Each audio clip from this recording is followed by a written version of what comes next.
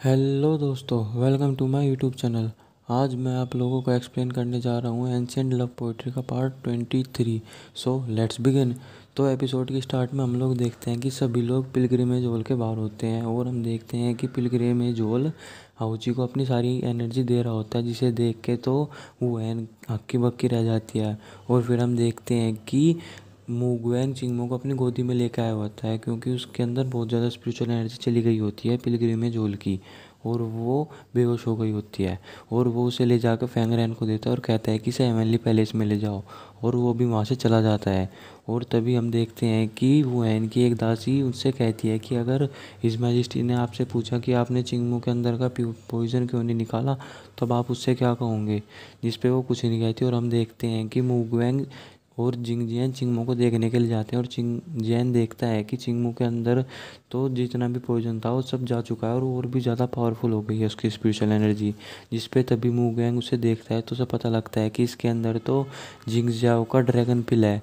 जिस पे उसे बहुत गुस्सा आता है, और फिर वो जिंगजियाओ को अपने पास बुलाता है और उसे बहुत डांटता है और कहता है कि तुमने अपना ड्रैगन पिल चिंगमू को क्यों दे दिया।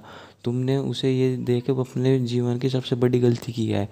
इस वजह से तुम्हारी जितनी भी स्पिरिचुअल एनर्जी है वो सारी चली जाएगी, और तुमने इतने हज़ार सालों तक जो भी अपनी पावर इकट्ठा किया वो सब खत्म हो जाएगी, और अब तुम एक नॉर्मल इंसान हो।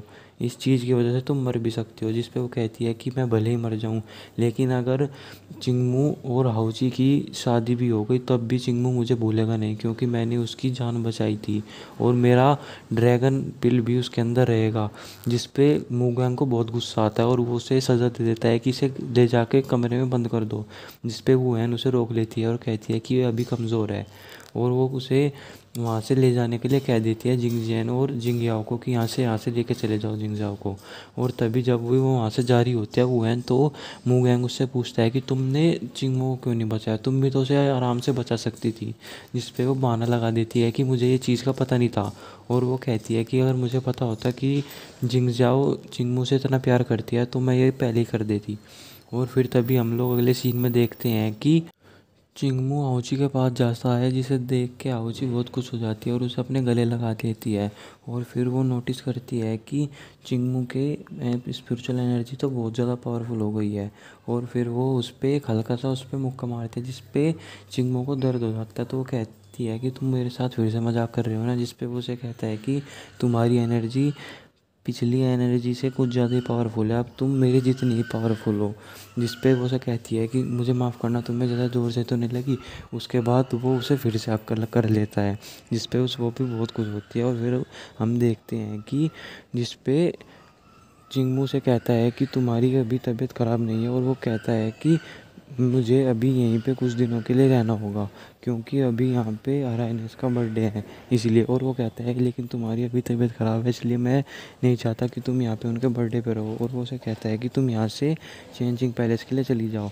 जिस पे वो उसकी बात मान लेती है। और फिर तभी हम लोग अगले सीन में देखते हैं कि जिंगजियान एक पार्क में बैठ के सोच रहा होता है कि उसने उस दिन उस रात को ये सब कहा था कि फैंगरैन को बहुत पसंद करता है, जिससे फैंगरैन उसके बारे में क्या सोच रही होगी। लेकिन तभी वहाँ पे फैंगरैन आती है उससे मिलने के लिए, और वो उसे कहती है कि मैं समझ सकती हूँ कि आपने उस रात को ये सारी बात क्यों कही थी, आप मुझे बचाना चाहते थे इसलिए आप। और उसे कहती है कि मैं आपकी इस बात की कदर करती हूँ, और मैं आपके इस आभार का शुक्रिया अदा कभी नहीं चुका पाऊँगी। और फिर वो वहाँ से चली जाती है। लेकिन हमें पता लगता है कि जिंगजियान ने जो कुछ ही उस दिन ये बात कही थी वो सब उसने अपने दिल की बात कही थी, पर वो ये बात अभी भी फैंगरैन को नहीं बता सकता। और हम अगले सीन में देखते हैं कि वो हैन के पास उसकी दासी आती है, और वो कहती है कि हमें प्रिंसेस जिंगजाओ के लिए कुछ करना चाहिए, वरना अगर वो ऐसी रही तो वो उनकी बहुत ही जल्दी डेथ हो जाएगी। जिस पे वो कहती है वो हैन कि मैं उसके लिए एक दूसरा ड्रैगन कोर बना दूंगी, मैं सोच रही हूँ कुछ ना कुछ करने के लिए। तभी उसकी दासी उसे कहती है कि आपकी ही तो बेटी है आउची, और तब आपने ही तो उसे अपनी बेटी का दर्जा दिया था जब गॉड गुजुन वहाँ पे आपकी वेडिंग के दौरान आए थे। जिस पे वो उसे बताती है कि वो मेरी खुद की बेटी नहीं है, मैंने तो सिर्फ उसे सभी लोगों में अच्छा दर्जा देने के लिए और उसकी रेस्पेक्ट कम ना होने के लिए उसे अपनी बेटी बना लिया था, लेकिन वो मेरी सच में मदर नहीं है।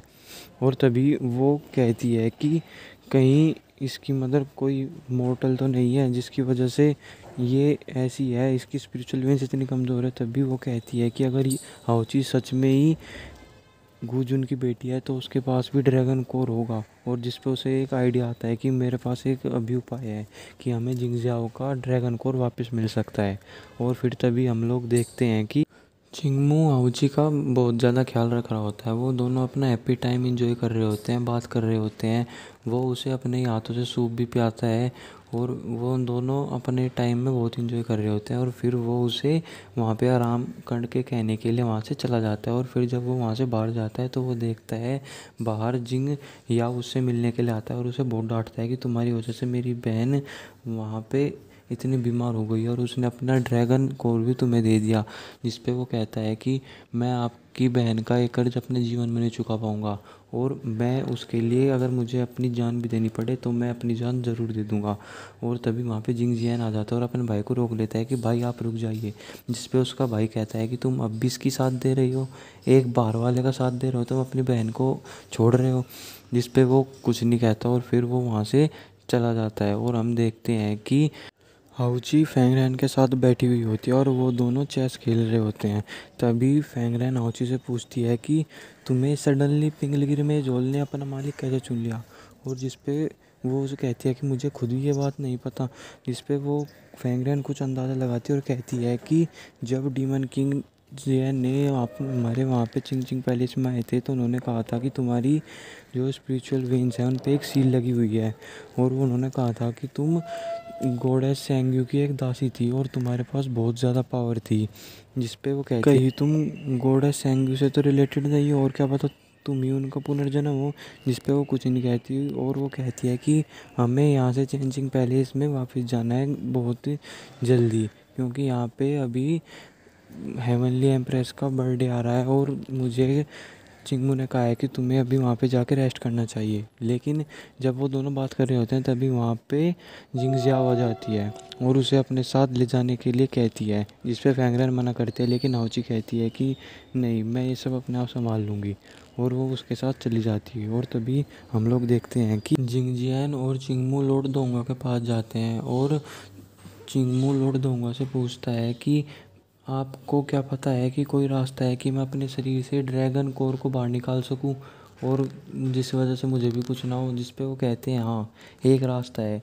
अगर तुम ग्रीन प्लेटफॉर्म पे जाके 39 थंडर स्ट्राइक्स को ले लो और अगर तुम उसके बाद गॉड बन गए तो तुम एक अलग तरीके का नया कोर बनाओगे, जिसकी वजह से तुम्हारे अंदर जो ड्रैगन कोर है वो बाहर चला जाएगा और वापस से जिंगजियाओ के अंदर चला जाएगा।